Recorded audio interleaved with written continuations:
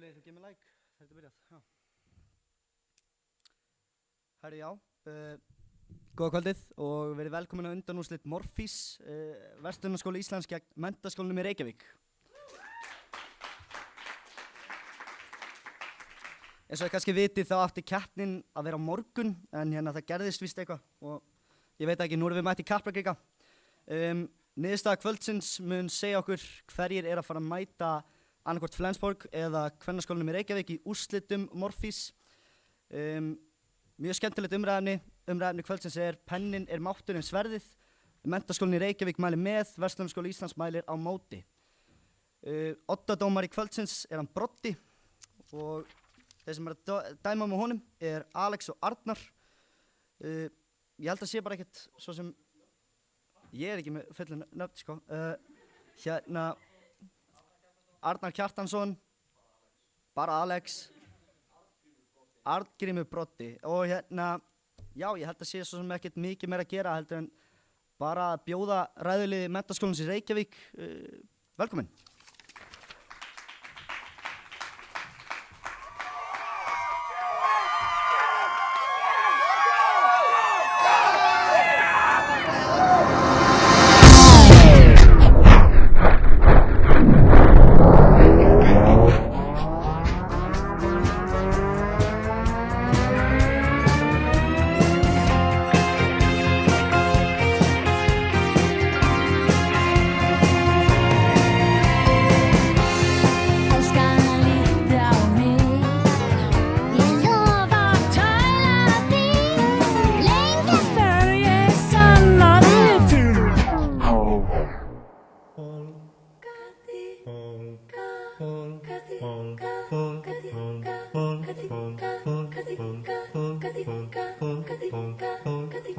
Nuopurista kuuluu se polokan tahti, jalkani pohtii kutkutti.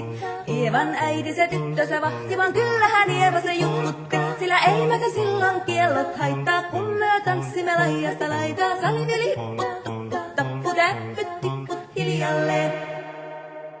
Tröttliikunut och blåa salminen. Started on the beat, annars kan det lös.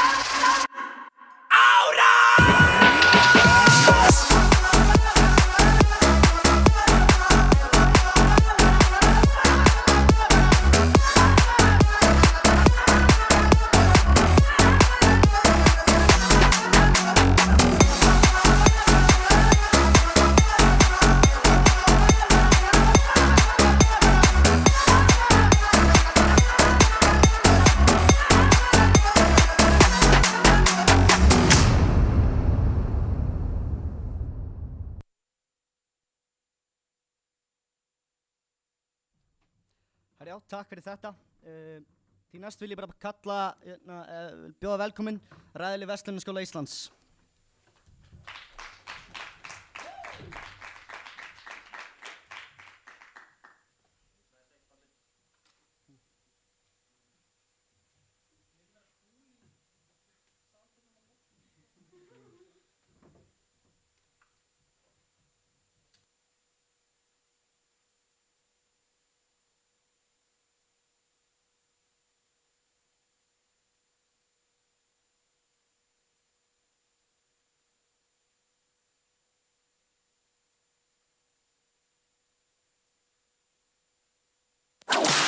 Fucking whip it, yeah.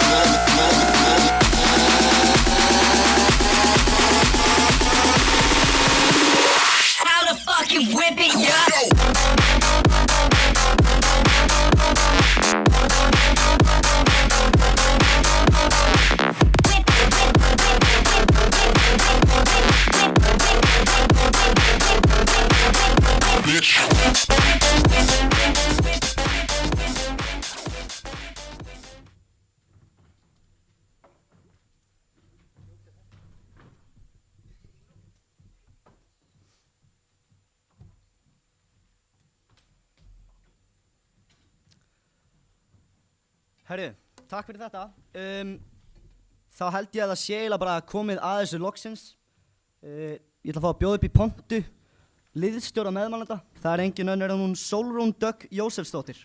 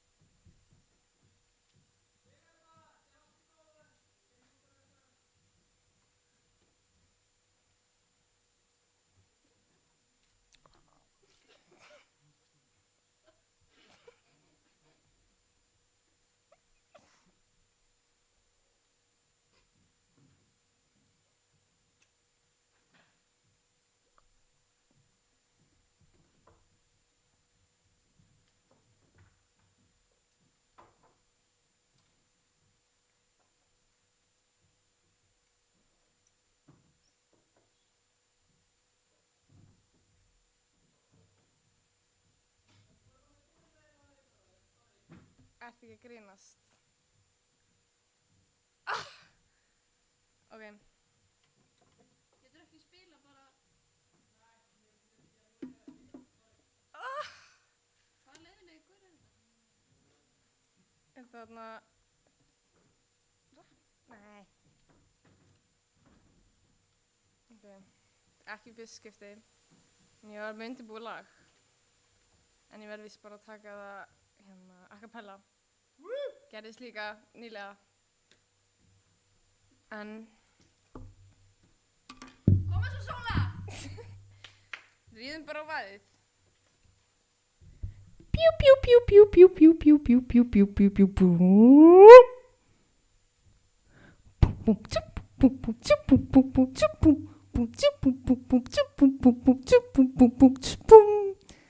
Ég er með sverð. Ég er með penna. Pennasverð. Ég er með sverð. Ég er með penna. Pennasverð. Sverðapenn. Pennasverð. Penna, sverðapenn. Takk fyrir mig.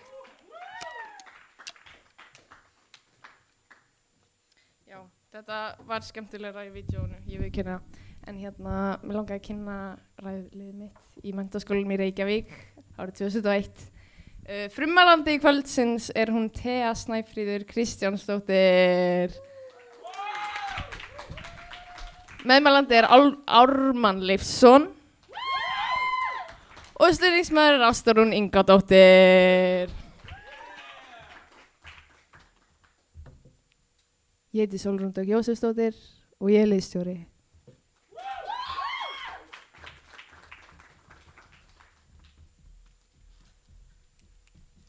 Herru, þá ætlum ég bara að fá að kalla upp í pontu liðsstjóra andmælanda, Kristófer Fannar Björnsson.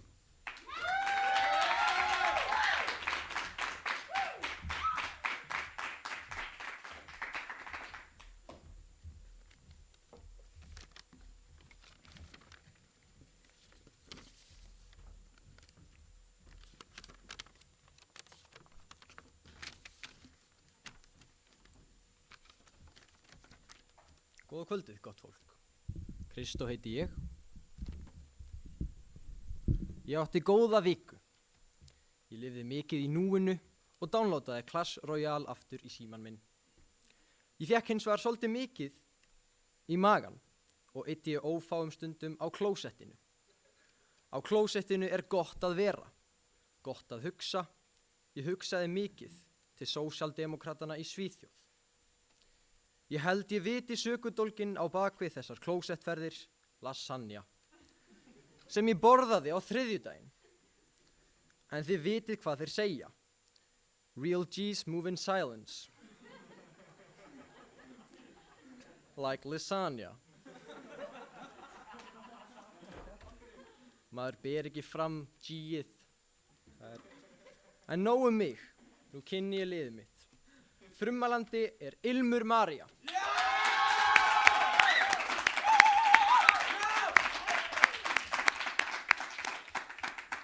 Meðmælandi hann Árni Þór.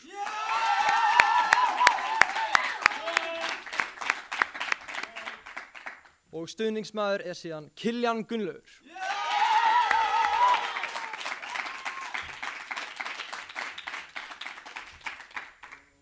Liðsmenn út í sal síðan Helga Harðar og Gunnar Hrafn.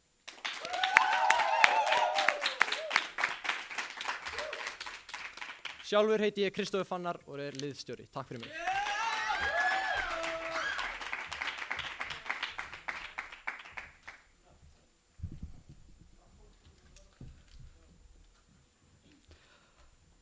Herri, þá komið að mómentinu sem allir búin að vera að bíða eftir. Loksins komið að þessu. Ég ætla því bara að fá að kalla upp í pontu frummælenda meðmælenda, Thea Snæfríður Kristjánsdóttir.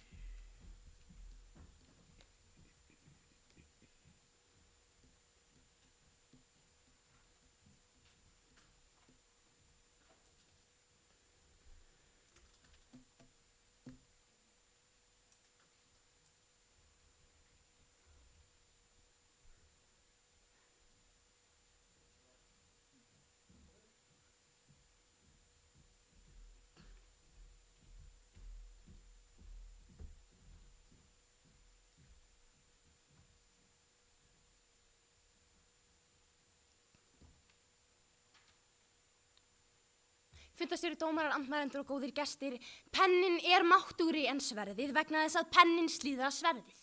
Þetta staðreynd, þetta í alvörunni svona einfalt og það vita það allir sem hafa heyrt þessa tákrænu setningu. Hún heyrðist fyrst þegar Evripídes sagði að tungan væri máttugri en sverðsblaðið. Hann var samt ekki að tala alvöru tungu eða sverðsblað og við erum heldur ekki hingað komin til þess að ræða bókstaflegan penna eða sverð. Umræðan snýst ekki never bring a pen to a sword fight eða hvort þú væri frekar til í að vera Astrid Lindgren eða Floyd Mayweather í slag. Nei, í setningunni að finna tvö rosalega gildislaðin orð sem hafa ákveðna táknmynd. Pennan, sverðið. Pennin öll tjáning á hugmyndum okkar. Sverðið líkamlegt ofbeldi. Þannig að tjáning á hugmyndum okkar máttugri en líkamlegt ofbeldi. Þetta umræðan sem á það eiga sér stað. Með tjáningunni komum við hugmyndum okkar í verk, við skrifum lagabálka, við byggjum bókstaflega samfélag okkar með penna því við vitum að umræðefni kvöldsins sannleikur. Og svo það orðið máttur. Þar ekki neina táknmynd að ræða því að máttur bara máttur. Máttur mælist ekki í eyðileggingu eða dauðsföllum. Það máttur að geta skapað samfélag, skriðið út úr hellum og byggt hallir, fundið upp hluti, þróast, læknað malaríu og leyst allar þær þrautir sem alheimurinn plantar fyrir framan okkur. Þetta máttur pennans. Við tjáum okkur og getum komið hugmyndum okkar á blað og framkvæmum þökk sé pennan. Það máttur að leysa vandamál, ekki að búa þau til. Og í alvöru versló, hvaða vandamál hafa verið leyst án aðkomu pennans? Ef að hlutur getur beislað annan hlut, tamið hann og alltaf haft yfirhöndina, þá sá hlutur máttugri en hinn. Og það nákvæmlega það sem pennin gerir við sverðið. Pennin kom á fót friðarsáttmála eftir seinni heimsstyrjöldina. Hann frumforsenda Sameinuðu þjóðanna og Evrópusambandsins sem stuðla að varanlegum friði. Pennin brýtur sverðið eins og tannstöngul. Þetta á við öll önnur stríð og allan annan ágreining. Pennin snýr niður sverðið með lögum, samningum og sáttmálum áður en því sveiflað. Pennin öll okkar löggjöf, allar okkar bækur og allar okkar ræður. Krakkar, pennin friður, en pennin líka stríð. Jú, takið eftir, pennin er nefnilega ekki algóður. Þið sjáu til, með mætti pennans er annars vegar hægt að koma á friði og skrifa undir stríðsyfirlýsingar. Pennin er löggjöf almennra hegningarlaga að það sé ólöglegt að myrða og hann er löggjöf dauðarefsingar í Arizona. Pennin er tjáningafrelsið á Íslandi og heilaþvotturinn í Norður Kóreu. Hlutverk okkar emmeringa er alls ekki að lofsyngja pennan.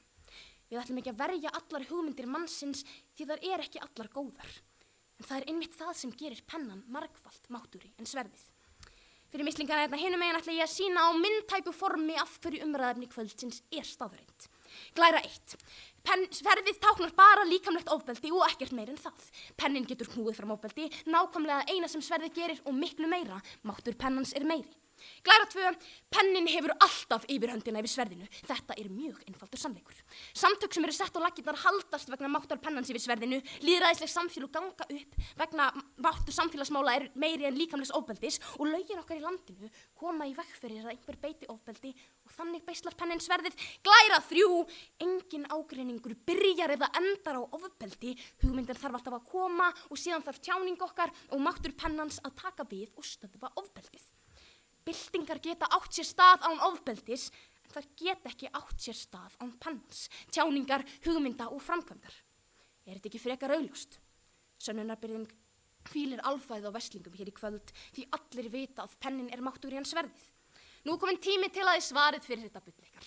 Spurning 1. Pennin getur allt sem sverðið getur og margt meira. Hvernig er hann ekki máttugri? Spurning 2. Þegar pennin getur stöðvað og komið í veg fyrir ofbeldi, hvernig er hann ekki máttugri? Og númer 3.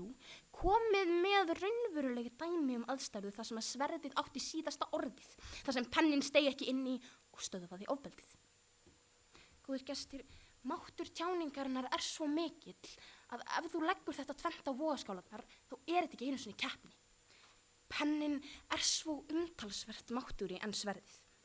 Því eins og ég segi, máttur mælist ekki í dauðsföllum og eyðileggingu. Pennin hefur alltaf unnið sverðið og mun alltaf gera það, því við byggjum samfélag okkar á penna vegna þess að allt sem er byggt á sverði fellur á endanum fyrir mætti pennans.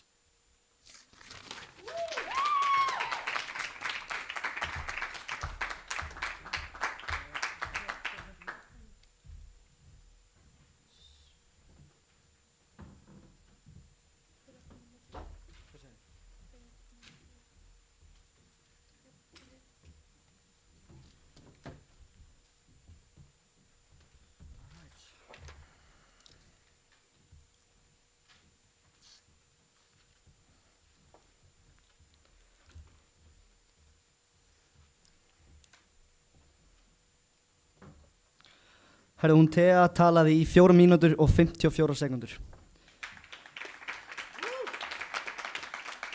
Því næst vil ég kalla upp í pontu frummælanda andmælanda, var hún Ilmur María Arnarsdóttir.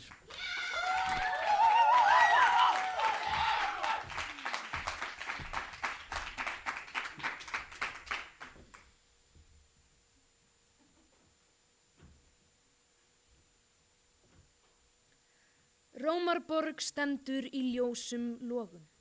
Stræti hennar eru málið rauð af blóði þúsunda og hermenn hennar eru ráðþrota. Öll vonum að geta mögulega varist stöðugri árás óvinarins horfin, eins og dögg fyrir sólu. En viti menn, á þessari ögurstundu birtist ljóstýran í svarta myrkrinu, pennagyðjan Thea. Penni hennar gat yfirbugað hvaða sverð sem er. Þegar hún mætti stríði og ofbeldi, þá skrifaði hún sem gilt á pappír, ekki beita sverði þínu. Og samstundis urðu þau orð af sannleik. Já, illir menn misti þó allan vilja til þess að beita sverðinu, því jú, pennin var máttugri en sverði. Fundarstjóri, dómarar, andmælendur og góðir gestir, mikið ofboðslega væri fallegt ef heimurinn myndi virka svona. Hins vegar er raunveruleikinn ekki alveg jafn sigurhúðaður og emmeringar vilja telja okkur trúum. Já, við gerum okkur fullkomlega grein fyrir mætti og þá sérstaklega mikilvægi pennans og við skrásetning hugmynda, varðveiting þekkingar og miðlun skilaboða. Okkur veslingum finnst pennin vera mun ákjásanlegra verkfæri en sverðið og við vildum óska þess að aðeins þyrfti að setja penna við blað til þess að tryggja heimsfrið og allir geti bara lifað í sátt og samlyndi. En við vildum líka óska þess að MR geti vaknað úr þessum blauta orgíu draumi og opnað augun fyrir raunveruleikanum. Umræðefni kvöldsins nefnilega svo sára einfalt. Pennin máttugri en sverðið. Og mér alveg sama hversu mikið emmenningar ætla að reyna að flækja þetta hérna í kvöld, en það sem þau þurfa að sanna svart á hvítu að pennin hafi meiri afl og styrk en sverðið. Því þegar það vita allir að það máttur, hættið að byrja keppnin á því að ljúga, allir hérna inni geta googlað skilgreininguna á mætti. Því sem þið þurfum að sýna fram á að með pennanum einum og sér sé hægt í flestum ef ekki öllum tilfellum að yfirbuga sverðið. Þetta alhæfingin sem emmeringar ætla að reyna að láta okkur kyngja. Því pennin vissulega friðsætli og fallegri, en þegar sverðinu beint að honum þá hann máttvana. Orð og rit ein og sér hafa engin efnisleg völd yfir vopnum og ofbeldi heimsins. Því pennin sjálfur, ef hann getur ekki óumdeilanlega yfirbuga sverðið, hvernig getur pennin þá mögulega verið máttugri en sverðið? Þessu verða emmenningar að svara til þess að réttlæta þessa fullyrðingu sína. Pennin ákjósanlegri því hann gefur okkur val hvort við viljum fylgja honum eða ekki. En við vitum það öll að ef byssu miðað á hausinn á okkur, þá hefðum við ekki neitt val. Það máttur sverðsins og það mátturinn sem við hræðumst. Það nefnilega ástæða fyrir því að við lágmörkum notkun vopna eins mikið og við getum. Við hræðumst vopn vegna þess að við vitum að við værum máttlaus gegn þeim. Sem betur fer höfum við þó lögreglu og fangelsi sem geta dregið fram sitt eigið sverð til þess að vernda okkur frá þeim sem brjóta lög pennans. En þá kemur strax í ljós fyllin í pól emmeringa. Af hverju svona ótrúlega auðvelt að brjóta lög og reglur ef pennin virkilega máttugri en sverðið? Og af hverju þurfum við þá yfir höfuð lögreglu til þess að framfylgja lögunum? Og kæru gestir, þessu þurfa emmeringar að svara og takið vel eftir hvernig þeim tekst til. Ég held að það sé orðið öllum kristaltært að pennin getur ekki yfirbugað sverðið. En hvernig ætla emmeringar svo að svara fyrir það að sverðið getur auðveldlega tortímt pennanum? Það var sverðið sem rústaði pennanum í Rómarborg og það öflugustu sverðin, kjarnorkusprengjurnar, sem getur tortímt pennanum og öllum þeim sem hafa vald á honum á styttri tíma en það tekur mig að smetla fingrum. Því skrifaðar hugmyndir, kenningar og sjálf lögin geta verið tekin tilbaka, strokuð út, skipt út eða hreinlega eitt algjörlega. En þegar sverðinu hefur verið beitt, þá verknaðurinn óafturkræfur. Það ekki hægt að fá tilbaka þá sem sverðið hefur fellt. Og eins leiðilegt og mér finnst að segja þetta, þá það bláköld staðreynd að lífin sem voru tekin í hryðjuverkunum 11. september, í þjóðamorðunum í Kongó og í sjálfri helfurinni, líf sem verða ekki fengin tilbaka með neinum helvítis penna. Þetta ógeðsleg staðreynd, en þetta máttur sverðsins. Og þetta það sem emmenningar kjósa að horfast ekki í augu við. Því í alvörunni talað, hvernig ætlið þið að reyna að neita þessu? Hvernig getur pennin raunverulega verið máttur en sverðið þegar pennin tímabundin en sverðið endanlegt? Og hvað máttugra en gjörðir sem ekki og verður aldrei hægt að fá tilbaka? Það alveg sama hversu mikið emmeringar reyna að runka pennanum, það bara því miður ekki til nóg af brundblautu bleki í heiminum til þess að yfirbuga mátt sverðsins. En fjandinn hafi það, þegar pennanum og öllum þeim sem hafa vald á honum geti verið eitt á sekúndubroti, hvernig ætlið þið að reyna að verja þennan málstað? Og nú spyr ég ykkur, ágætu fundarmenn, hvoru megin ætlið þið að sitja hér í kvöld? Hjá pennagyðjunni Teu eða hjá sannleiksgyðjunni Ilmi? Ætlið að sitja hjá þessum pollíunum í MR sem neita að horfa út fyrir rungstemninguna í kösu, sem trúa því að pennin eitt síns liðs geti komið í veg fyrir og yfirbugað allt óréttlæti og ofbeldi heimsins? Eða ætlið að sitja hjá okkur verslingum, raunsæja fólkinu sem gerir sig grein fyrir mikilvægi pennans og mætti sverðsins og nauðsynleika þess að geta nýtt sér mátt þess til verndar. Okkur sem viljum varðveita pennan en vitum að leið og við sofnum að verðinum gagnvart mætti sverðsins, þá gætum við verið búin að vera. Því þó að Rómarborg hafi ekki verið byggð á einum degi, þá tók það ekki lengri tíma að tortíma henni.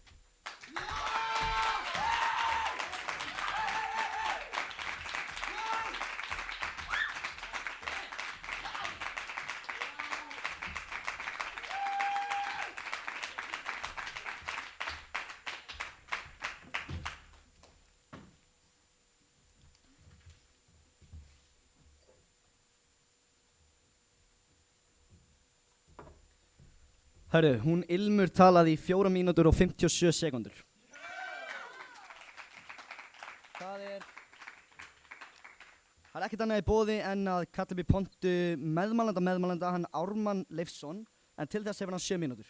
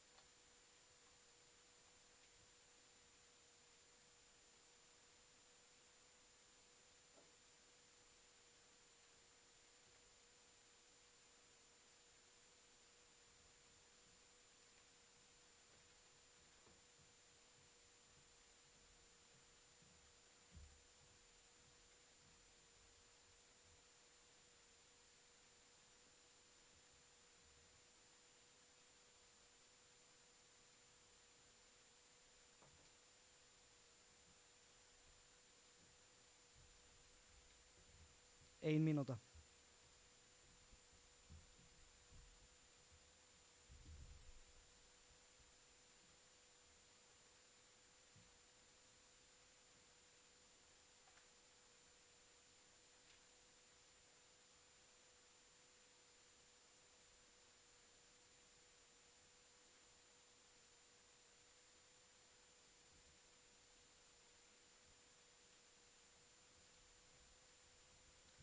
Þrjátíu sekúndur.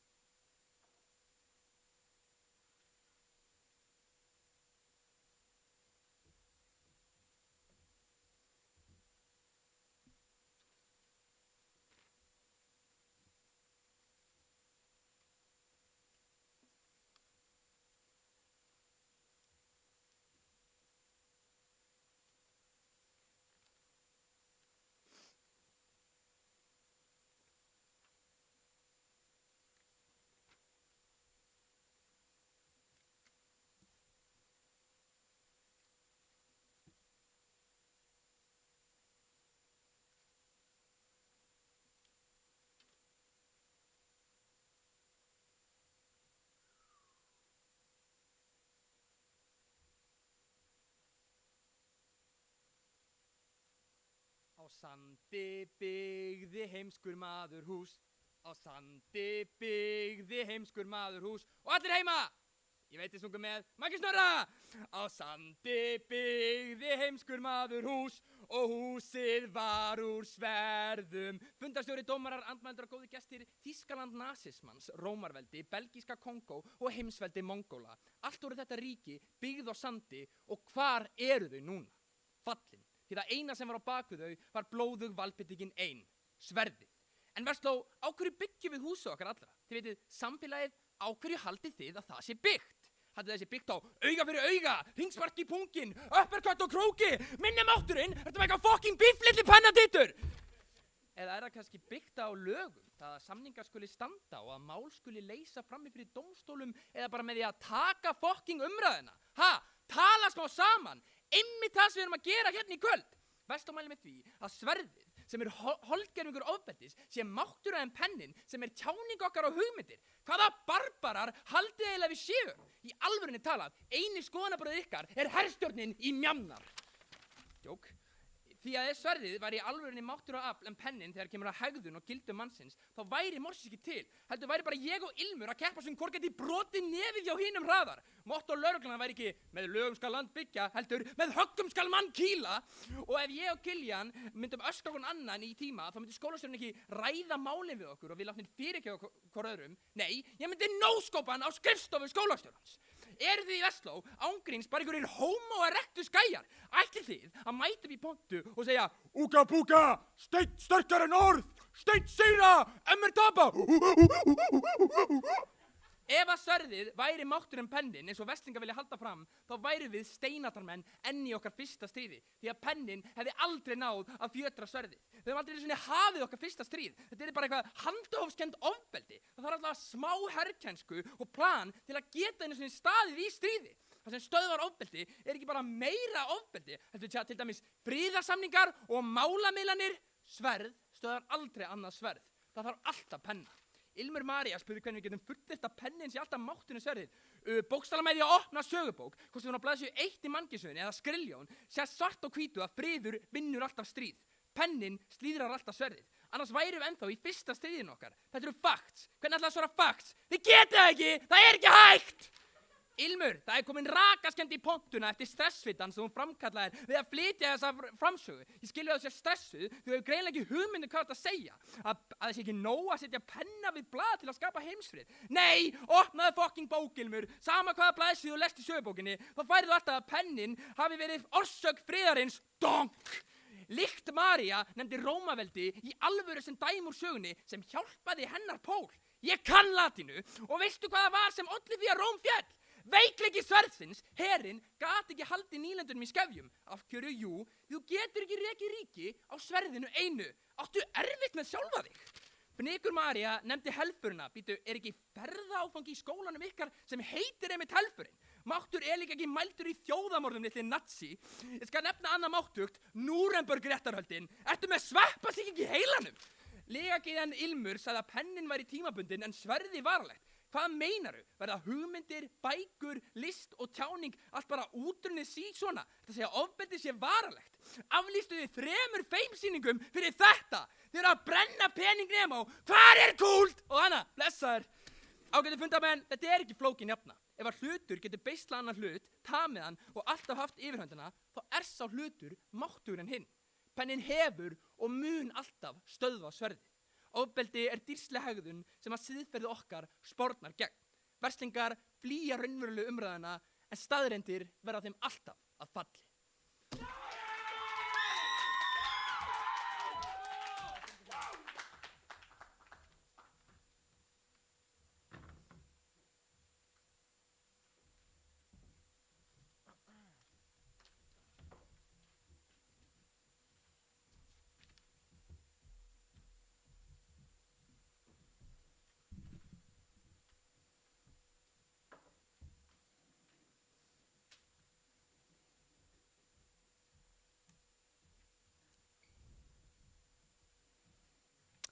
Hörðu, hann Ármann talaði í 3 mínútur og 54 sekúndur. En til næstu vil ég kalla við pontu meðmælanda, andmælanda. Það er hann Árni Þór Guðjónsson. Hann hefur 4 mínútur.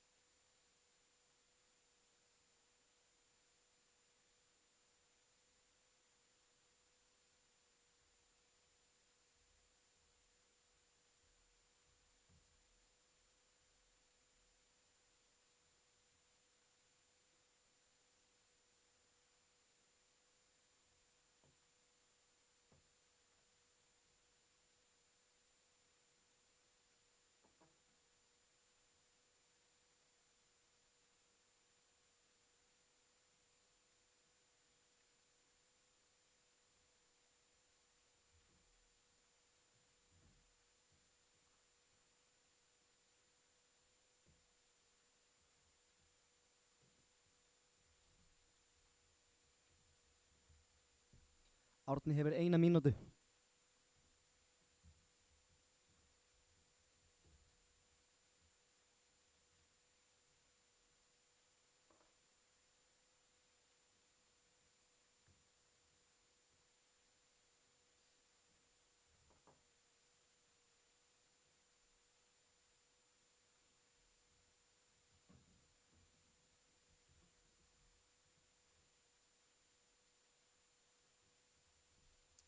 Þrjátíu sek.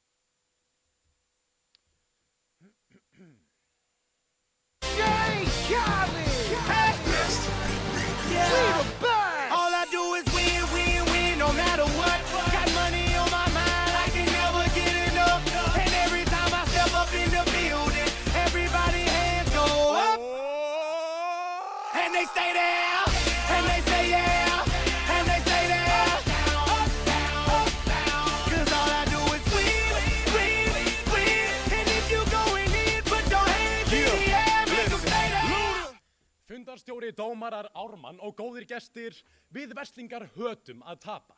En númer 1, 2 og 1000 þá elskum við sigra. Já, sagan er skrifuð af pennanum. Flott hjá honum. En hafið ekkert mann palt í því hver heldur á pennanum sem skrifa söguna? Jú, það er sigurvegarinn sem skrifar söguna. Þeir ráða pennanum sem sigra með sverðinu. Bandamenn stöðuðu ekki Adolf Hitler með því að senda honum harðort bréf. Herra Hitler, þetta er þinn allra síðasti séns. Nú leggur þú niður nasistmann annars ráðumst inn í Þýskaland. Nei, djók, það var auðvitað sverðið. Annars birti ég leiðinlega grein þig í Daily Mail. Nei, þeir unnan í stríði.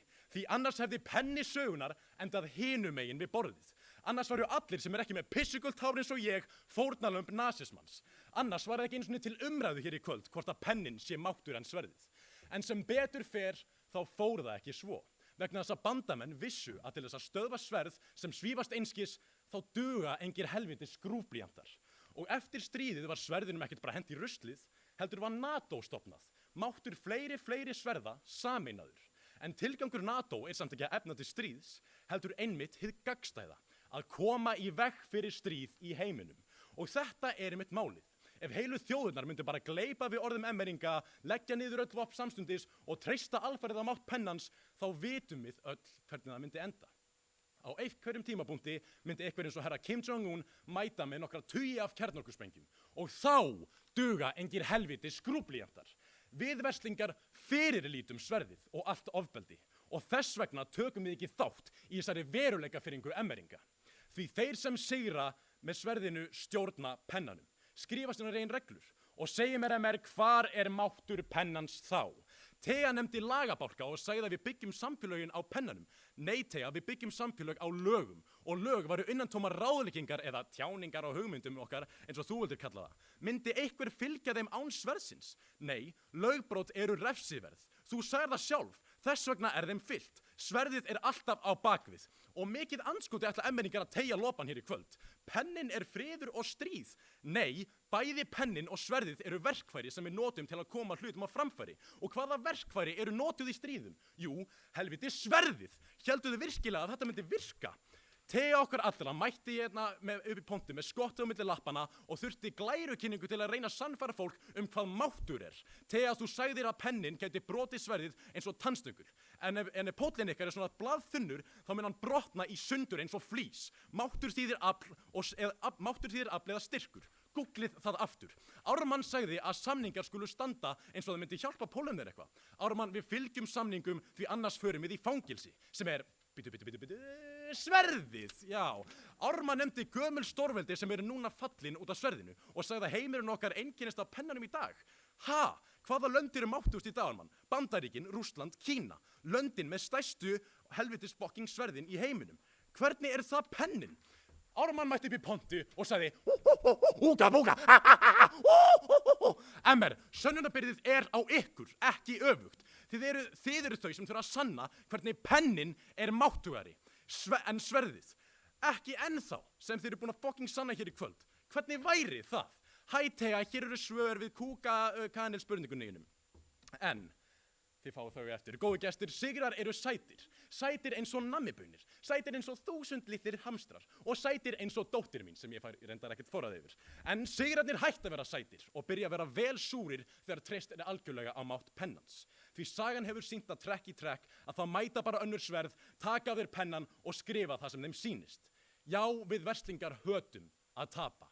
En það er vegna þess að við vitum að sigurvegararnir skrifa söguna.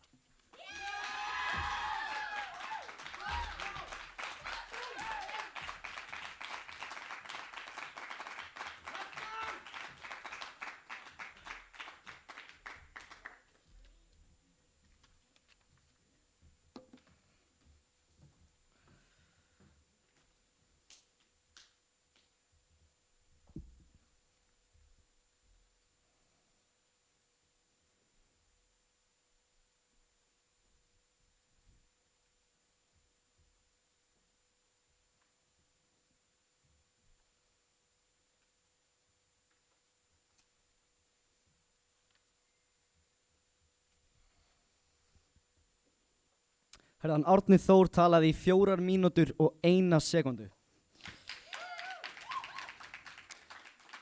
Næstur er kallað upp í pontu stuðningsmann meðmælanda, það hún Ásta Rún Ingvadóttir. Til þess hefur hún 4 mínútur.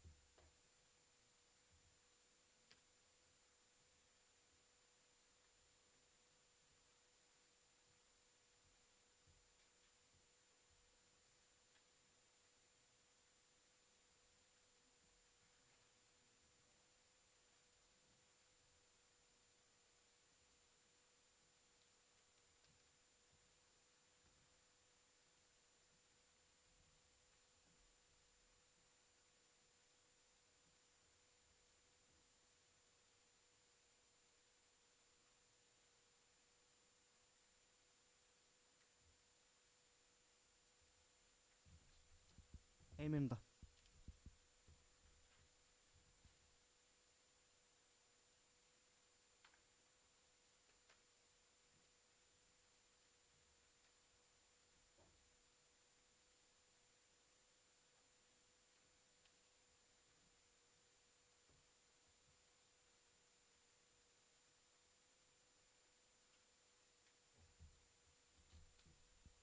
Þrjátíu sekúndur. Já, chillax, Max. Býta aðeins, fundarstjóri. Taktu eina chill pilla á meðan þú býður. Þó að það væru 17.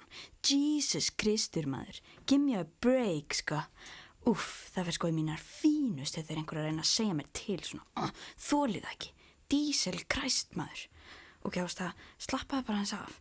Þú getur verið dominatrix á öllum sviðum í þínu lífi en sýndu nú smá lit og vertu sub í sambandinu þínu við fundarstjóran. Þú vilt líka ekki láta liðið þitt fá refsistig. Ok, en mér er samt saman hvort við vinnum eða töpum. Ég er bara hér fyrir titilinn. Við megum tapa með 700 stigum mínu vegna bara ef ég vinn ræpumann kvöldsins. Úff, ég fæ gæsaúð bara við að segja þetta. Ræpumaður kvöldsins. Nú er sko viðeigandi að segja holy shit. Ég stresskúkar líka eitthvað janna mikið þannig að það er easy win á kelluna. Ég held ég að við slegið með síðasta sólarhring. Ég kúkaði minnstakosti svona 69 sinnum. Er mér þess að búin að flytja lögheimilið mitt á klósetti á Antmannstíg. Það sést líka bara á mér að ég er búin að drita mest af öllum mitt inni. Sumir greinlega eitthvað stíplaðir. Á ég að hafa áhyggjur af Gunnari. Hann er eitthvað svo rauður og sveittur í framan. Ætla hann sé búin að halda í sér alla vikunar komið skít upp í kók. Ég ætti kannski að poti í hann á eftir og segja hann að sé frekar huggulegt starfsmannaklósett á Rikka Tjan á Stjörnutorgi. Ok, en samt, hversu epíst? Og ræpumæður kvöldsins Ásta Rún Ingvadóttir. Takk fyrir, takk. Vil byrja að þakka mömmu og pappa fyrir að skapa þetta hörmulega meltingakerfi sem ég með. Já, og Kiljan, þakka honum fyrir hennan fína klósettpappir sem ég keypti á honum fyrir fjáröflunina fyrir kórferðina til Úkraínu. Fýtt pappir en svolítið harður á bossan ef ég á að vera hreinskilin. Stutt valdatímabil hjá þessum fundastjóra. Ég get verið hér eins lengi og ég vil. Hvað ætlið þurfa að standa hérna lengi á þangað til einhver labbi út?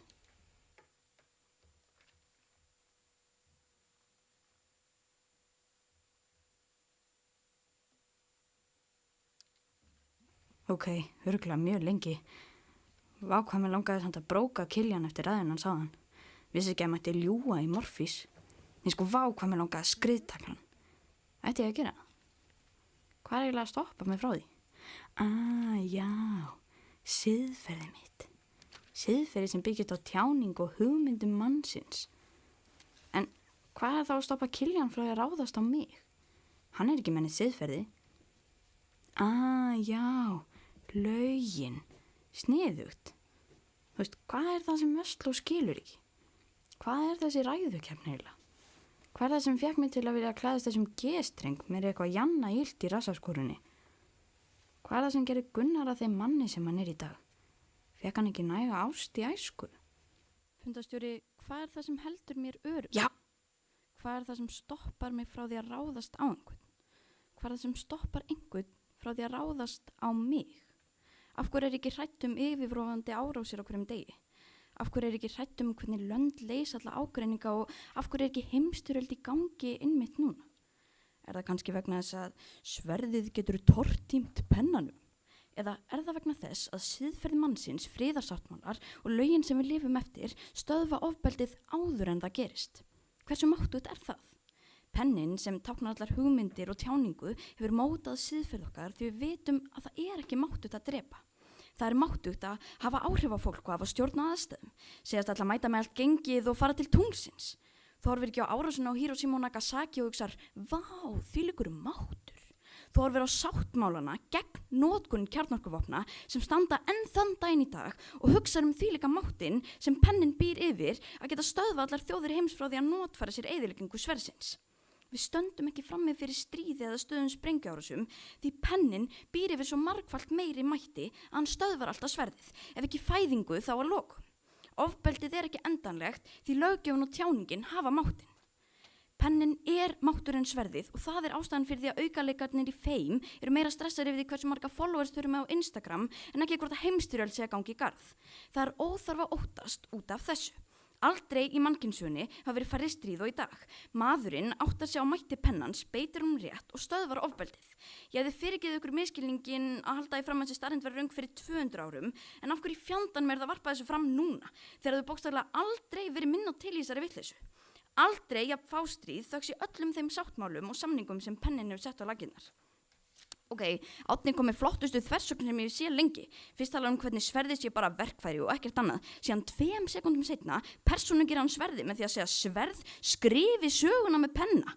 Vestló, please farið heim og taki Aladdin Blackface eðan Gunnar með ykkur. Sannleiksbrandarinn hún Ilmur blaðraði mátt kjarnorkuvopna. Gaman og skildi nefna kjarnorkuvopn. Nú spyr ég eins og algjör fábjáni. Ef eitthvað næra beisla kjarnorkuna og kom í veg fyrir notkunninnar, er það fyrirbæri þá ekki aðeins máttur?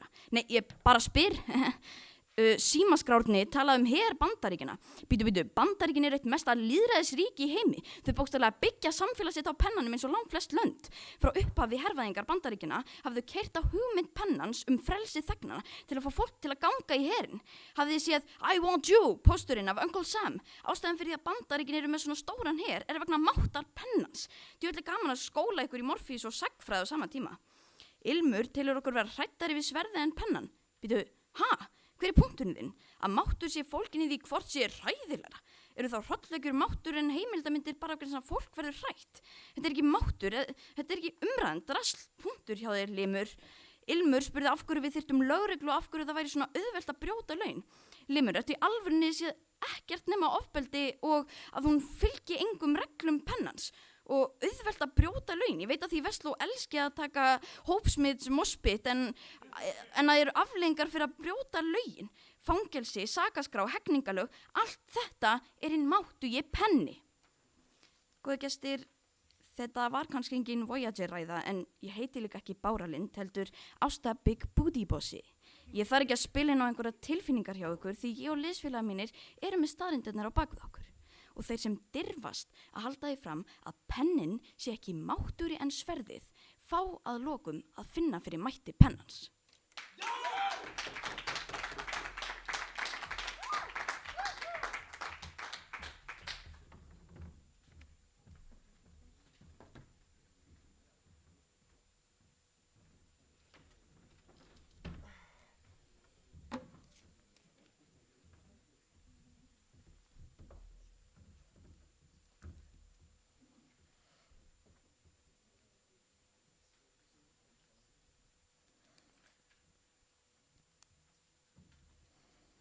Hún Ásta talaði í 3 mínútur og 53 sekundur. Næstur upp í pontu er hann Killian Gunnlaugur Emanuel Bryansson Fitzgibbon og hann hefur 4 mínútur.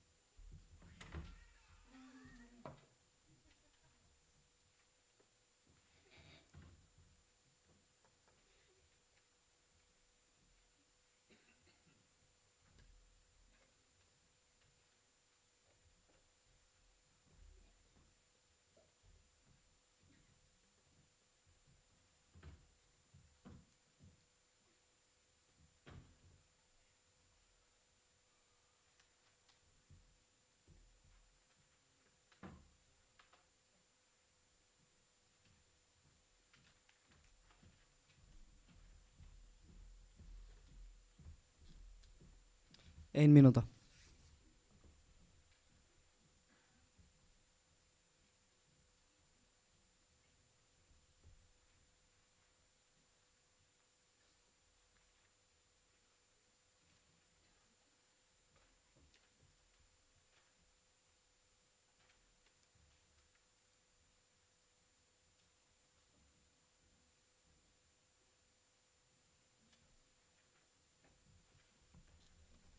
Þrjátíu sekundur.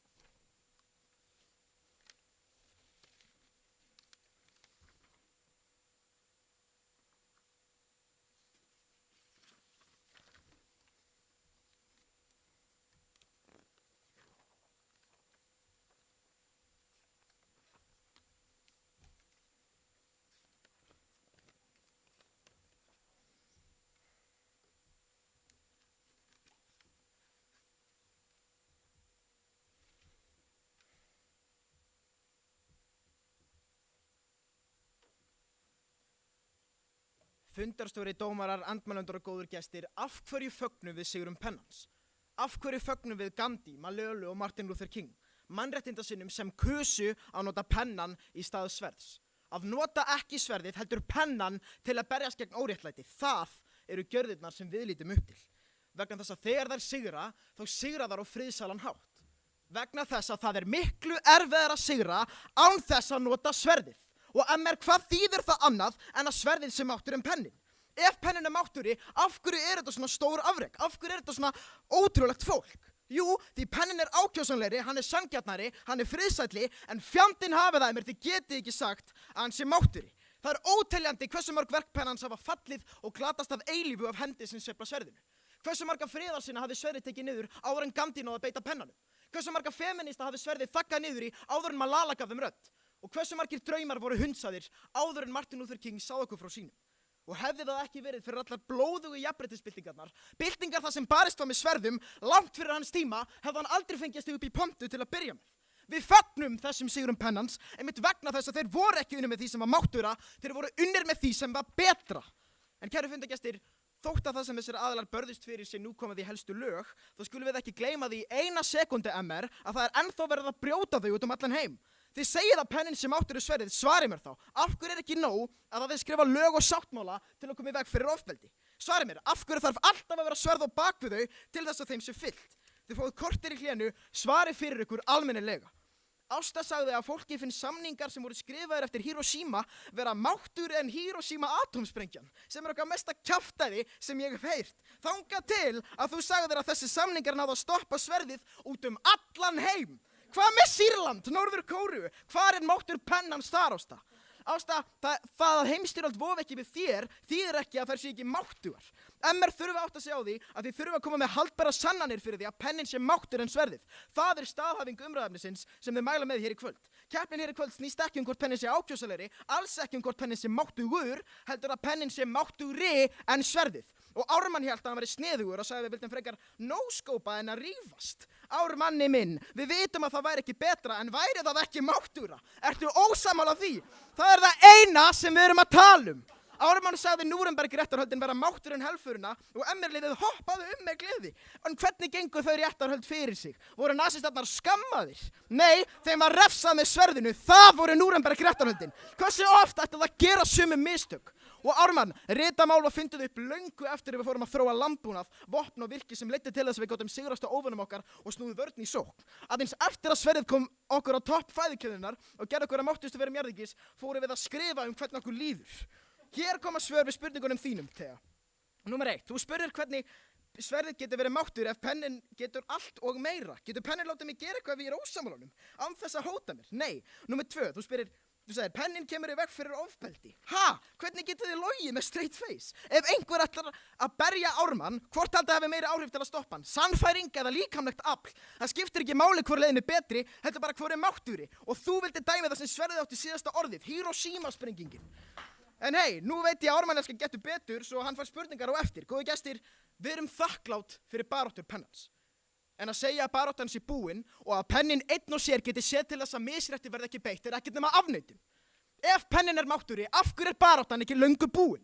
Af hverju er svona auðvelt að fara þvert á móti lögum pennans ef þú svo kýst og af hverju þurfum við sverð til að stöðva þá sem svo kjósa? Pennin er ekki mátturinn sverðið og þess vegna erum við ennþá að berjast.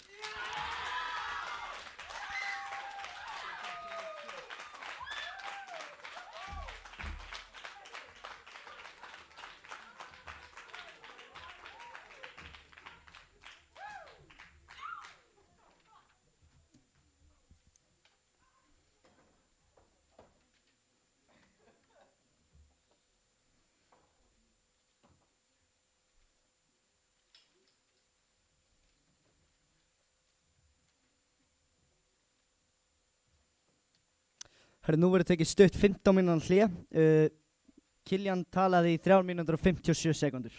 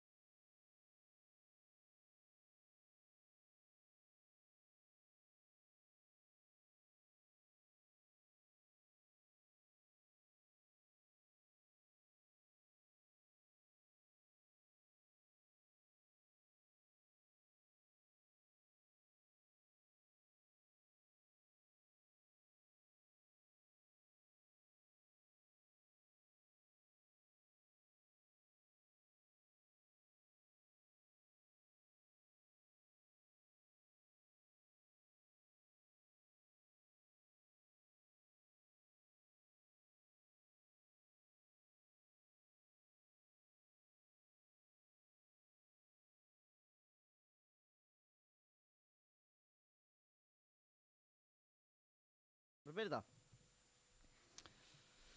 Já, verið velkomin tilbaka á þessa morfískeppni, þar sem að Menntaskólinn í Reykjavík mældir Verslunarskóla Íslands. Það er ekki eftir neinu að bíða. Ég ætla að fá að kalla upp í pontu frummælanda, meðmælanda, hana Teu.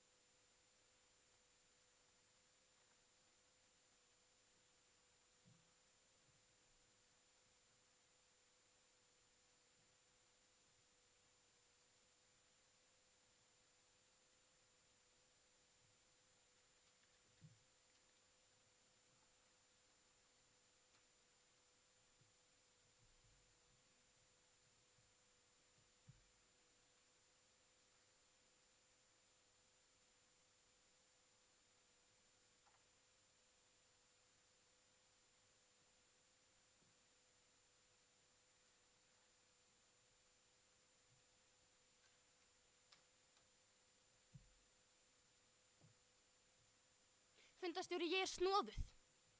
Ok, það er lygi, en hvað ef þú hefðir trúað mér?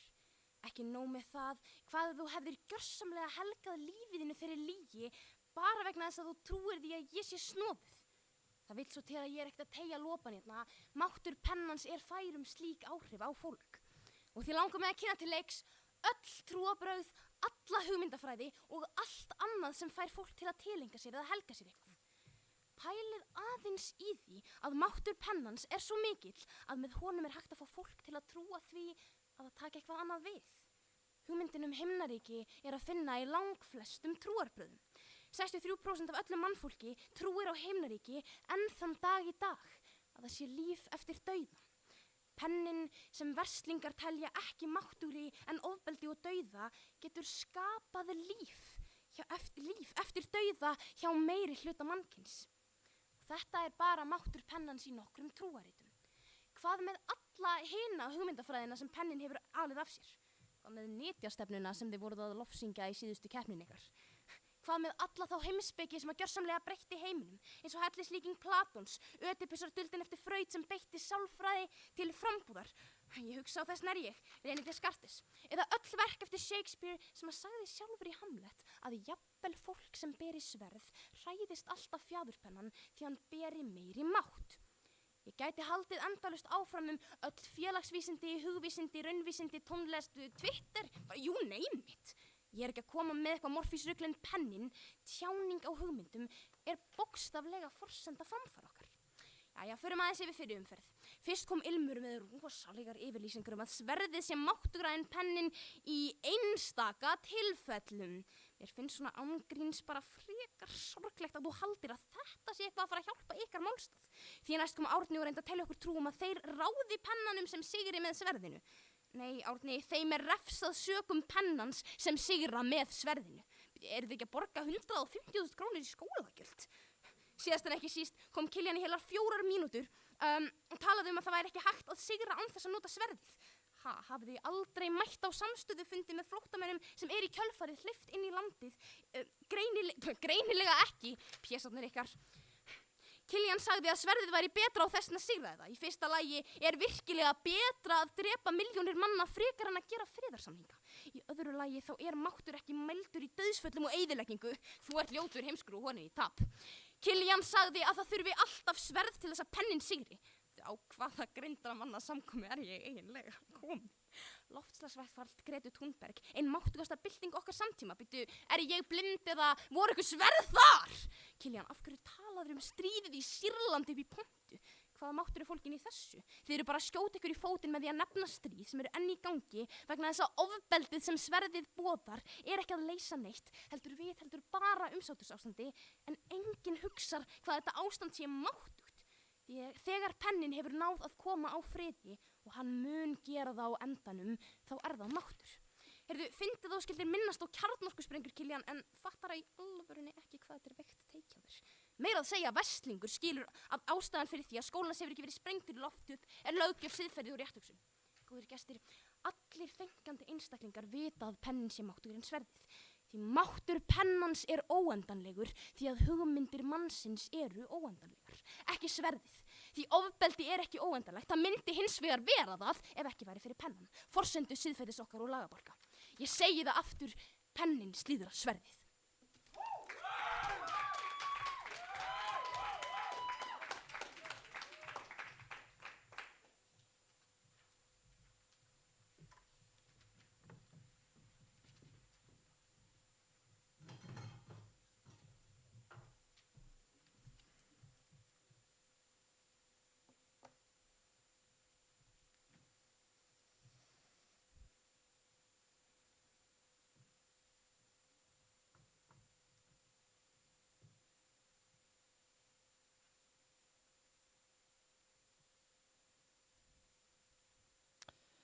Hún Thea talaði 3 mínútur og 55 sekundur.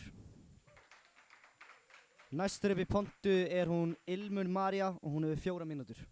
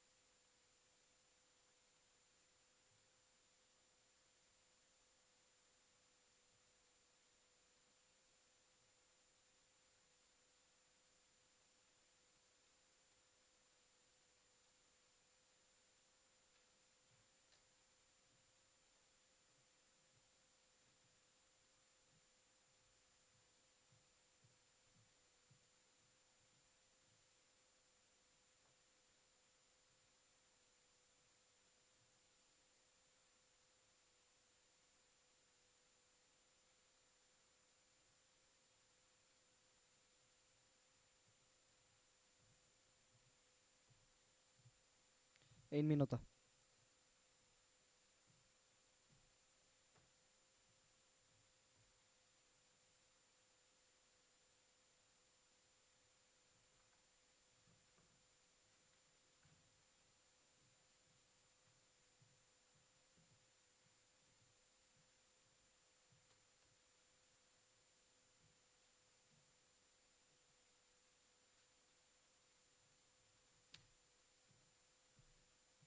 Þrjátíu sekúndur.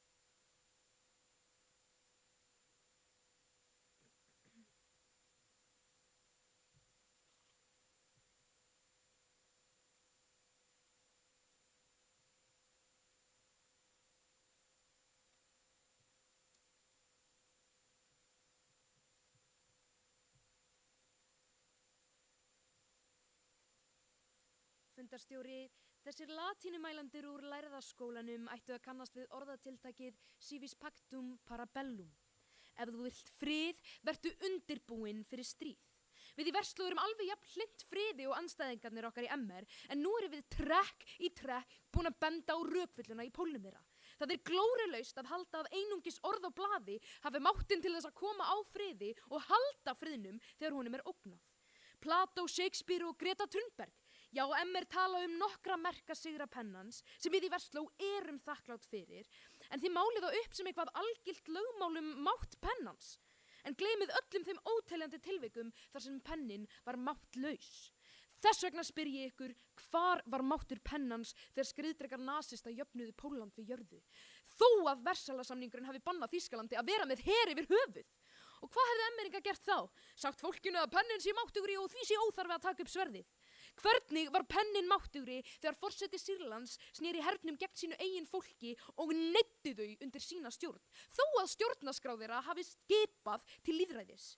Hversu mikil huggun er málsáttur emmeringa fyrir þá sem máttur pennans bregst? Við erum sammála að það hefði verið langt best að engu sverði hefði verið beitt í þessum tilfellum og það er engin mætturinga til þess að réttlæta ofbeldi. En ætla emmeringar í alvörunni að halda því fram að þegar lögin eru brotin að pennin sé máttugri en sverðið sem brýtur þau. Ef þú vilt frið, vertu undirbúinn fyrir stríð. Þetta þýðir ekki að þú ættir að leitast eftir ofbeldi, heldur aðeins vera tilbúin að mæta þeim sem gera það á jöfnum leikvelli.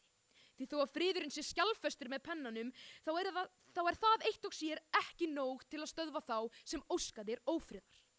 Þegar þú getur ekki sagt að trúarbrögð dreifðust heiminn með sannfæringunni einni. Það er bara ekki rétt. Hafið þið ekki opnað sögubók? Hvað með allar krossfestingarnar eða þegar fólk var myrt út allan heim fyrir það að vera ekki kristið? Eða öll hin 1000 skiptin í gegnum mannkynssöguna þar sem fólk fekk ekki að trúa því sem það vildi eða bara deyja? Síðasti kaþólski biskupinn á Íslandi var ekki sannfærður, svo hann var hálshöggvinn fyrir framan alla til að sjá. Trúarbrögð breyttust út með blóði og sannfæringu. Svarið er búið að vera beint fyrir framan nefið okkur allan tíman, því við búum í samfélagi. Vissuðu það?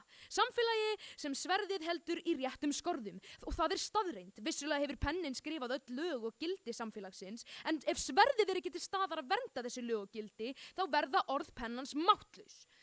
Því að öllum lögum sem pennin skrifar eru skrifuð viðurlög, sem hóta notkun sverðsins. Því leið og sverðinu er hótað, þá er lögunum fyllt. Það er máttur sverðsins, ekki máttur pennans, og eins og emmeringar hafa talað í allt kvöld, við erum löngu búin að afgreiða þetta. Við nennum ekki að tala þetta lengur. Nú koma loksins hraðaspurningarnar fyrir Ármann. Fyrst pennin er svona mikið máttur en sverðið, hversu mikið máttur er hann? 2-falt, 3-falt, 5-falt! Og pennin er alltaf máttur en sverðið, í hvert einasta skipti þá eða bara stundum. Og fyrst pennin er alltaf svona máttugur, af hverju er hann þá ekki löngu búin að ná að útrýma öllum sverðum heimsins? Svaraði þessum spurningum og svariði fyrir þessa alhæfingu.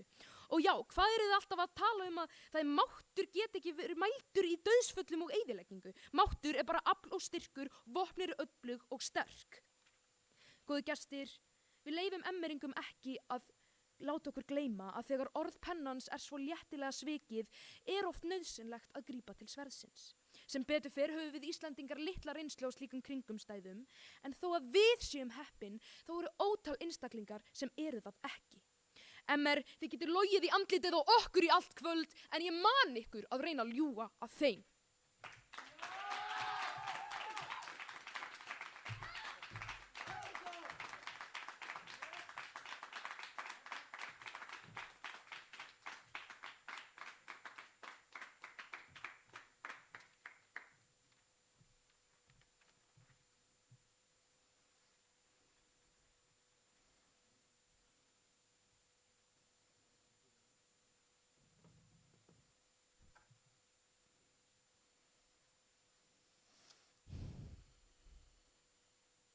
Hún Ilmur talaði 3 mínútur og 57 sekúndur.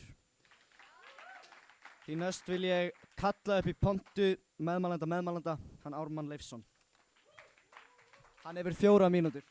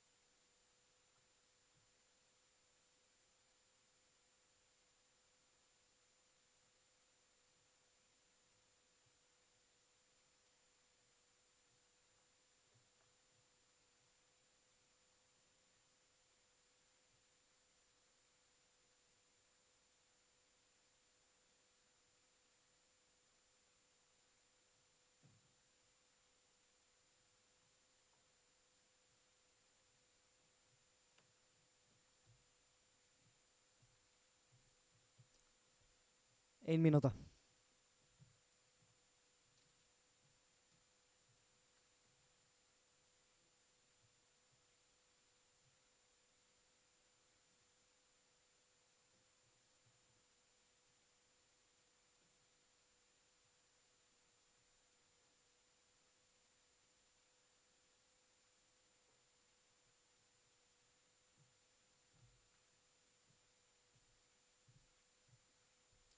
Þrjátíu sekúndur.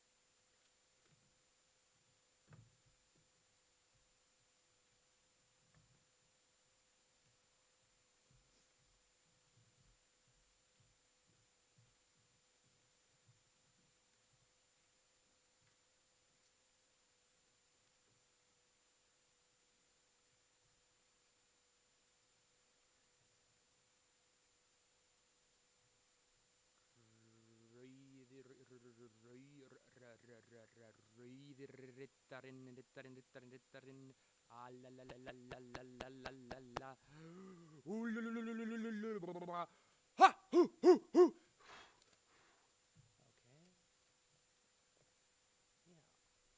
Fundarstjóri, guði sé lofa lið Vestló sé ekki að skipuleggja neina byltingu því þá yrði sú bylting ömurleg. Þetta er gjörsamlega stefnulegs gjörningur þar sem týndur líður ráfar með enga skýra hugsjón að leiðarljósi annað en bara lemja 12.0% árásinn á bandaríska þinghúsið, ofbeldi, villimennska og ömurlegir sketsar. Hei krakkar, hvernig fór fyrir öllum þeim sem réðust á bandaríska þinghúsið og trúði í alvöru að pennin sé ekki mátturinn sverðið? Já, þeir eru allir í fangelsi. Pennin, með öðrum orðum, rituð lög og niðurstöður lýðræðislegra kosninga sigraði. Verstingar halda að allar þeir byltingar sem mótað hafa mannkynssöguna og skila okkur að þeim stað sem við erum á í dag hafi allar bara verið sverðið. Bara ofbeldi. Það er að faxa glæru nr. 2 í ræðu TV upp í rassin á okkur. Árás öreðana á Bastiluna og aftaka Lúðvík 16. Frakkakonungs hafi bara verið sverðið. Franska byltingin bara ofbeldi. Hvað kom að stað byltingunni? Hvað kom á lýðræðisríki og samstöðu? Vestló halda að máttur sé að drepa einn gaur með kórónu en ekki að endurreisa heila þjóð með pennanum. Það er nóg að hugsa Pól Vestló í sekúndubrot til að átta sig á því að hann er froða. Ef þau svo mikið sem opnuðu eina sögubók og litu á þessa atburði út frá stóra samhenginu, þá sæðu augljóslega hversu lítill hluti mannkynssögunnar er sverðið. Það sem hleypti þessum byltingum af stað voru ritin sem lögðu línurnar, lýsti við stefnu og bjuggu til veginn sem leiddi til breytinga. Í byltingu nútímans þá þarf ekki einu sinni að nota sverðið. Me Too og Black Lives Matter gátu áorkað ótrúlegum hlutum án ofbeldis. Eru þið í Vestló í alvörun að segja að byltingar séu vanmáttugar bara því þær voru ekki ofbeldisfullar? Þið verðið að svara þessu. Ilmur spurði hversu margfalt máttur í sverði væri en pennin. Ilmur, þetta er ekki fucking eðlisfræðidæmi. Það skiptir engu máli hversu margfalt máttur í pennin sé. Hann er bara mátturi. Já, Ilmur, pennin er alltaf mátturi. Ultimate eyðileggingarmáttur sverðsins, kjarnorkusprengjan, hún er stýrð, beisluð og fjötruð af pennanum. Segir það ekki allt sem segja þarf? Því í Bökkvallaskólanum spyr ég af hverju það sé ekki búið að útrýma sverðum fyrst pennin er mátturi. Af hverju sverðið ekki búið að eyða pennanum? Af hverju leifir það honum að stjórna heiminum og byggja samfélög? Svarið, nei djók, þegið! Ilmur sagði að sverðið væri það sem ver pennan og það sé vegna þess sem við getum beitt honum. Ilmur, sverðið táknar ekki vörn, það táknar ofbeldi. Googlaðir í alvörun ekki umræðni. Þú hafðir 5 daga og 2 klukkustundir. Allir, googlið upp þessa frasa. Þetta stendur skýrt. Árni dansaði eins og blaut núl upp í pontu og sagði: þeir ráða pennanum sem sigra með sverðinu. Vá, flott, rök! Hefur sem sagt aldrei kúaðar minnihlutahópur látið heyra í sér. Vitum við ekkert upplefanir Þjóðverja í báðum heimsstyrjöldum. Voru Gandhi og Sókrates alltaf að sigra með sverðinu. Nennir ykkur að þrífa upp allan niðurgangi sem verslingar hafa dritað á sjálfa pontuna.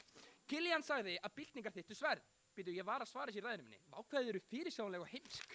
Ok, Áslaug Arna Akademi, þetta er orðið frekar vandralegt. Þið getið ekki sætt ykkur við veikan pálikar og endurtakið stanslaust: Sverið að mér, sverið! Og síðan, sönnunarbyrðin liggur á ykkur. Sorry, við erum búin að svara allir rastaprömpun ykkar og viti menn, sönnunarbyrðin liggur á ykkur verkís. Sannið að sverið sé máttur pennin í öðrum aðstæðum en þegar byssa mætir skrúfblýjanti. Viva Vestló! Nei, býtu, þetta er alltaf weak. Deyja Vestló! Deyja Vestló! Svona heimskulega hljómið þegar þið segja að máttur sé bara dauði og eyðilegging. Killian þótt sér að klára og segja að dauðarefsingar í Núrenberg væru máttugar. Þú ert að mæla á móti gimp. Dauðarefsingar eru pennin. Það stýra sverðinu sem ramastóllinn er. Pennin er dom og sverðið er söp. Góði gestir, pennin hefur alltaf verið við stýrið. Það er hann sem stýgur á kúplinguna og stillir á sverðið. Pennin skrifaði bókstaflega söguna sem verslingar reyna að halda uppi sem heimild fyrir því að sverðið sé máttur en hann. Þversögn þeirra er augljós. Póllinn þeirra heldur ekki vatni og þau hefðu betur átt að halda kjafti.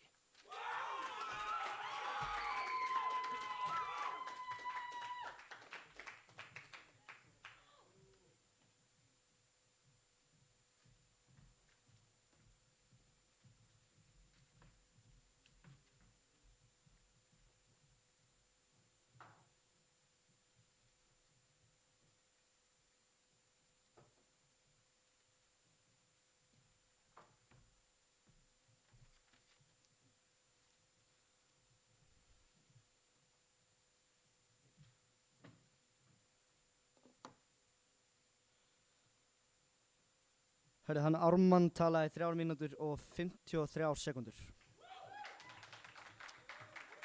Ég ætla að fá að kalla upp í pontu meðmælanda andmælanda, hann Árni Þór Guðjónsson. Þú hefur 4 mínútur.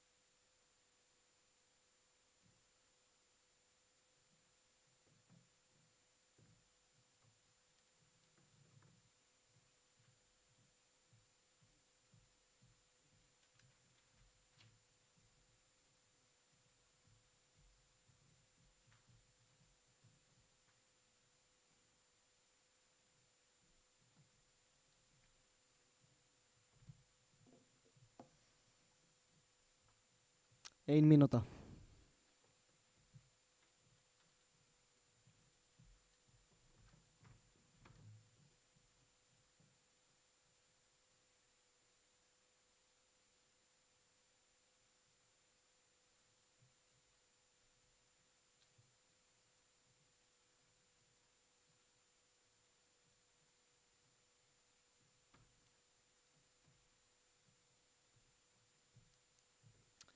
Þrjátíu sekúndur.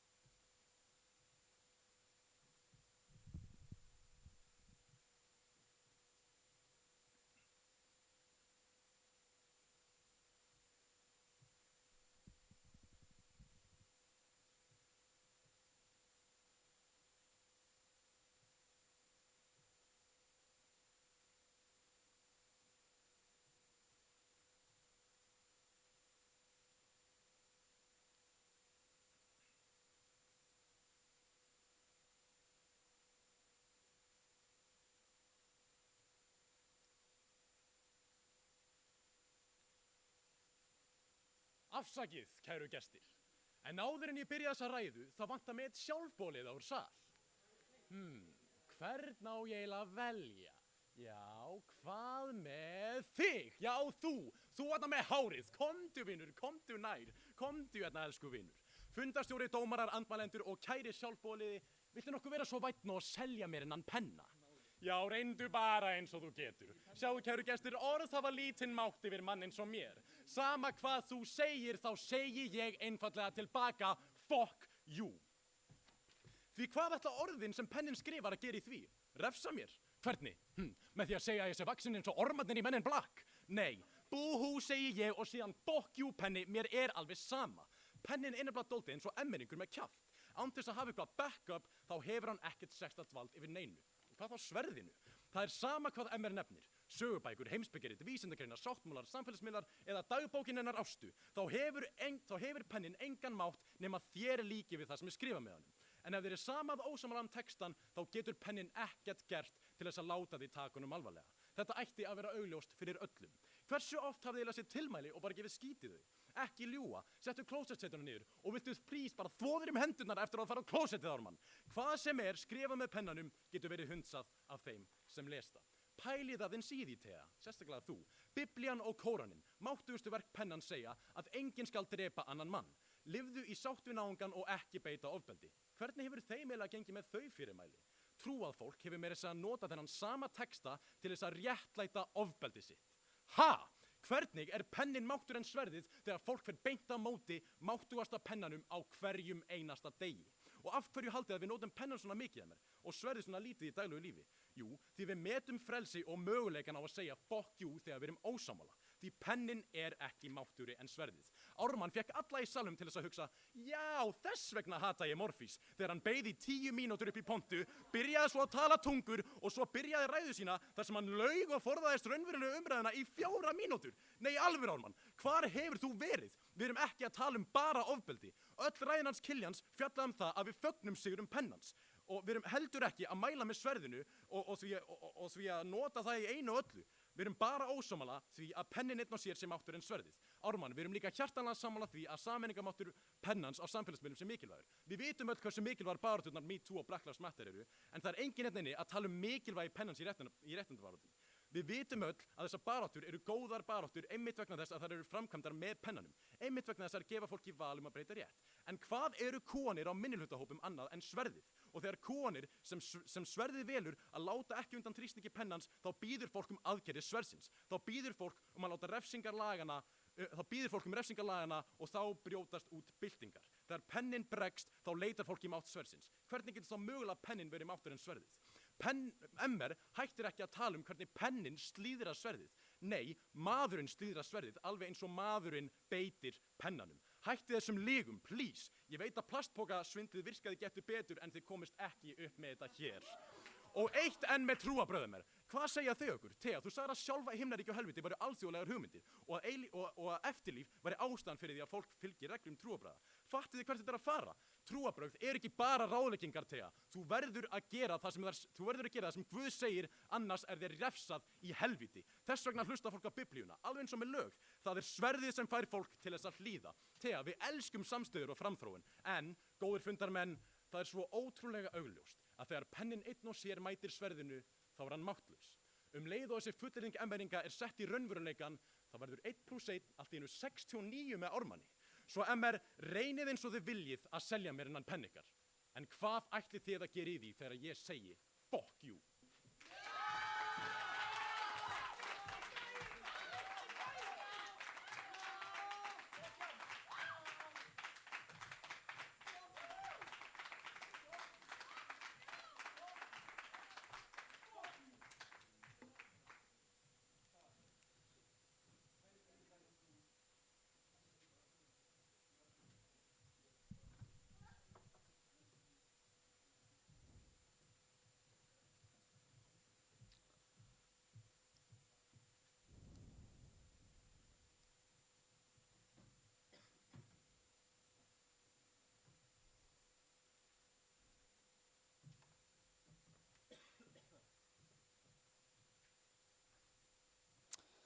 Hörðu, hann Árni talaði í 3 mínútur og 50 sekúndur og það fá að kalla upp í pontu stuðningsmann meðmælanda, hana Ástu Rún. Annars verð ég að biðja alla sem í áhorfendasalnum að yfirgefa svæðið nema þið séuð í liðinu og eða þjálfarar. Þið miður. Þið hafið 4 mínútur, Emir.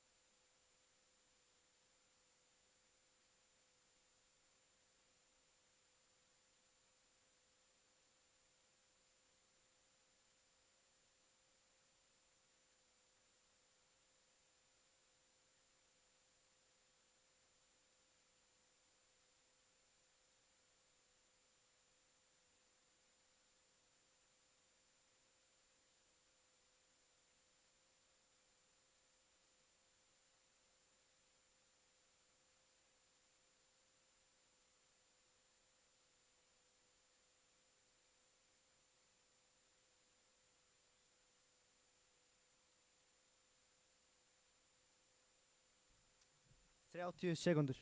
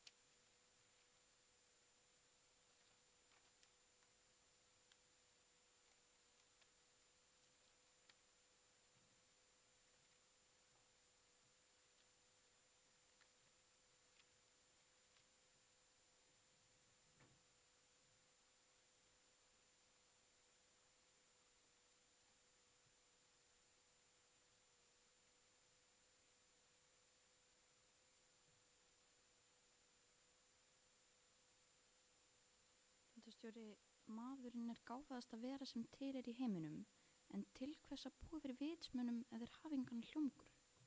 Það kann að vera maður neyða til að beita líkamlegu ofbeldi, en það ekki það sem einkennir hann. Það sem manninum eðlislægt og einmitt það sem einkennir hann þankagangur hans og rökhugsun. Það hugvit okkar sem aðgreinir okkur frá öðrum lífverum og pennin eina tólið sem veitir hugmyndur okkar einhvern hljómgrunn. Það máttur pennans, tjáning okkar á einn þankagangi sem gerir mannin að alls ráðandi dýrastofni á þessari jörð. Við erum eina lífveran sem kann að beita mætti pennans. Allar aðrar lífverur telja sverðið máttura og kljá mál með ofbeldi. Maðurinn máttuðasti dýrastofn jarðar vegna þess að pennin mátturi en sverðið. Og sjáu þið hvað það verður fært okkur. Við byggjum samfélag og skopum krafta á pari við sjálf náttúruöflin. Allt beinar afleiðingar þess að við getum tjáð hugsun okkar. Við getum beitt pennanum. Þróun okkar mannsins og þessi óendalegu pennastrikk sögunar hafa gert það að verkum að við erum að tortíma plánetun okkar. Eini dómstafur mannkynsins dómstafurinn sem við stöndum frammi fyrir núna. Dómstafur pennans. Við erum að gera plánetu sem ekki nema rúmar 511 milljónir ferkilometra að stærð ólifnaðar hæfa fyrir okkur. Og hver rót þessara eyðileggingar? Sjálfur pennin. Við fylgjum minnstir neysluhyggju, tilmælum landlæknis neyslu á dýraafurðum og skrifum undir olíusamninga. Þurfa að ræða mátt pennans eitthvað frekar.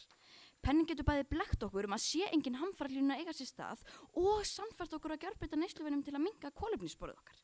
Því þessum töluðu orðum erum við einmitt að beita pennanum til að snúa blaðinu við og halda jörðinni í því ástandi hægt sé að lifa á henni.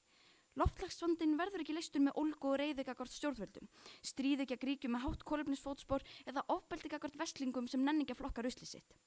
Því staðreyndin sú að pennin mátturi en sverðið og þess vegna skrifa þjóðir undir Parísarsáttmálann og krefjast nýrra frumvarpa í loftslagsaðgerðum. Þess vegna verða framfarir. Við tökum upp sverð þegar að pennin bregst. Pennin öll okkar tjáning og allar okkar hugmyndir. Þó því veslingar séu ráð, rök og gjaldþrota og í þokkabót kjaftstopp, þá hætti ekki bara hugmyndir mannsins að koma. Við hættum ekki að tjá okkur og við tekur bara ofbeldi. Í þokkabót þá ofbeldi aldrei lausn og aldrei endastuð. Pennin beislar ofbeldið, beinir því og stöðvar það. Máttur pennans felst í meira en bara eyðileggingu og þið eru leiðilegt fólk. Þetta svo mikill hér baldur baldpót hjá ykkur að það hálfa væri nóg. Árni sagði, við erum sammála og við viðurkennum alveg og hélt að hann væri að svara okkur. Því Vestló einu sinni að reyna? Hver í fjandanum horfir á börn degi í stríð og borgir sem liggja í rúst og hugsar, vá, þvílíkur máttur. Það hugsa allir, oj, þvílíkur viðbjóður. Það máttur að stöðva stríð og koma á varanlegum friði, þróast og finna lausnir á vandamálum. Það nákvæmlega sem pennin gerir. Þetta svona einfalt, þið mælið á móti staðreind. Hvað segið þið, að taka leikmannaskipti fyrir Stumma 2, fá hann jólastjörnu Bjögga og reka bæjarstjórn á Ríðunesi? Björn Bragaskólinn spyr okkur sverði getur svona auðveldlega tortímt pennanum. Góð spurning, ég bara veit ekkert hverju ég á að svara því, viti menn, sverðið hefur aldrei tortímt pennanum. Það ekki hægt að tortíma tjáningu, farið aftur á Stjörnutorg. Ilmur sagði, MR opna sögubók, hættu að stela línunum okkar, þær get ekki grafið ykkur upp úr þessum kviksindispól.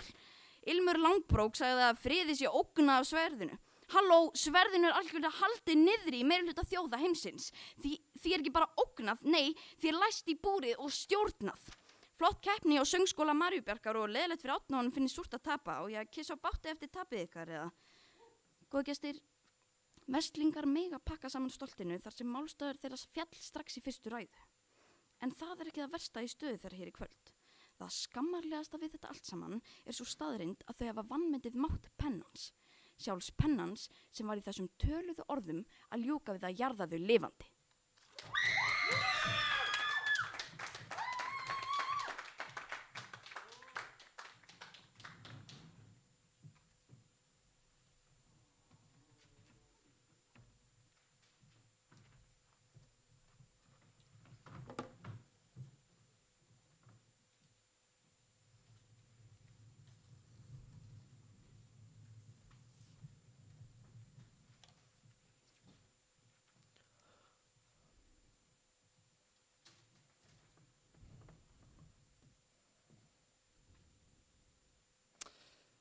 Hún Ásta talaði 3 mínútur og 54 sekundur.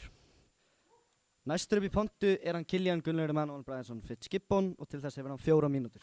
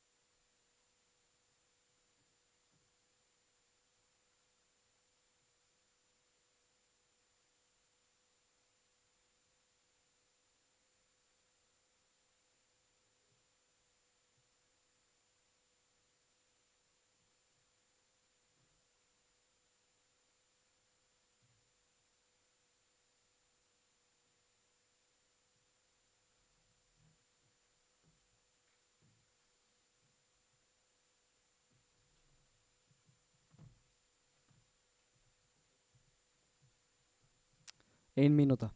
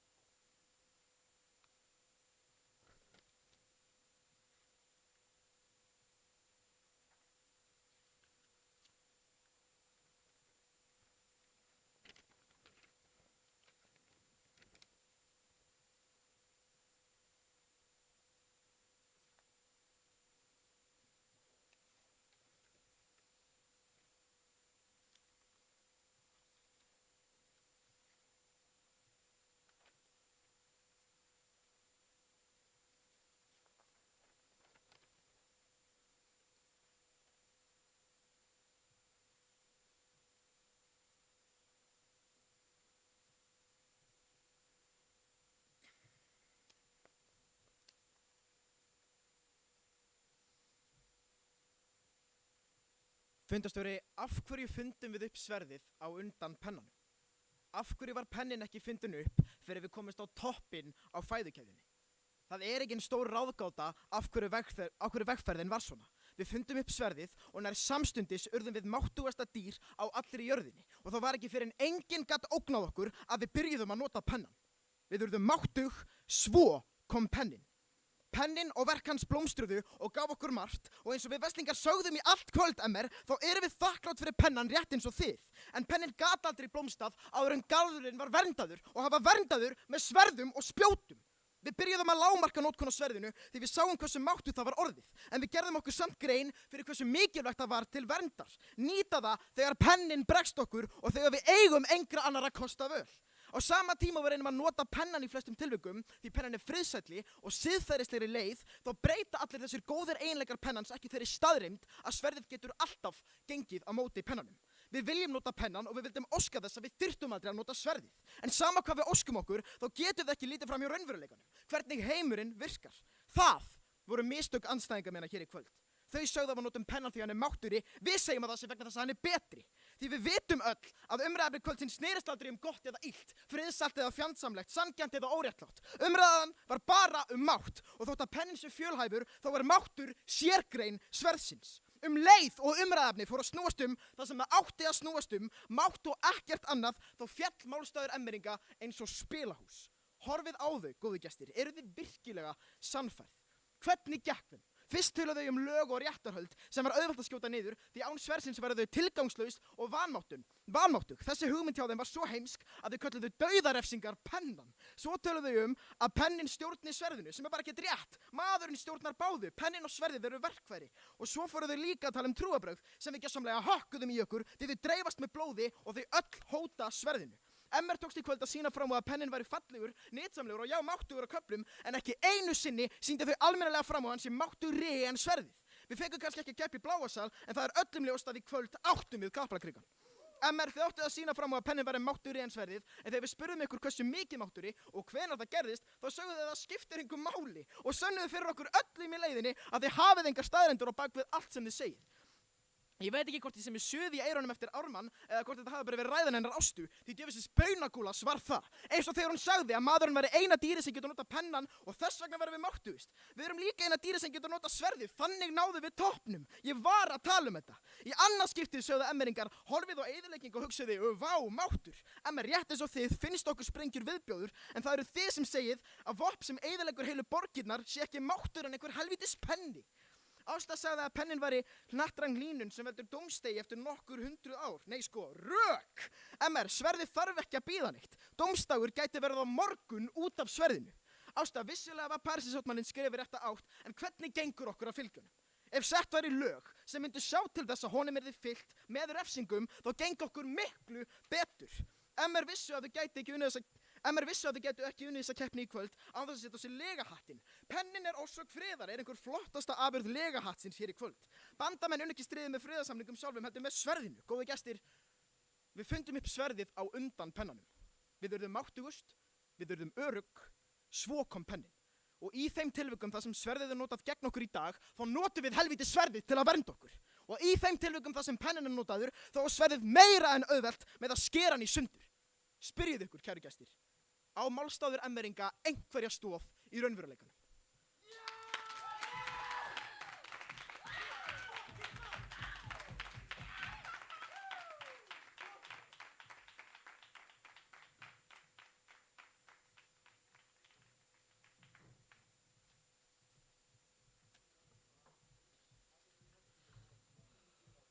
Hvað segirðu? Tími, 3:54.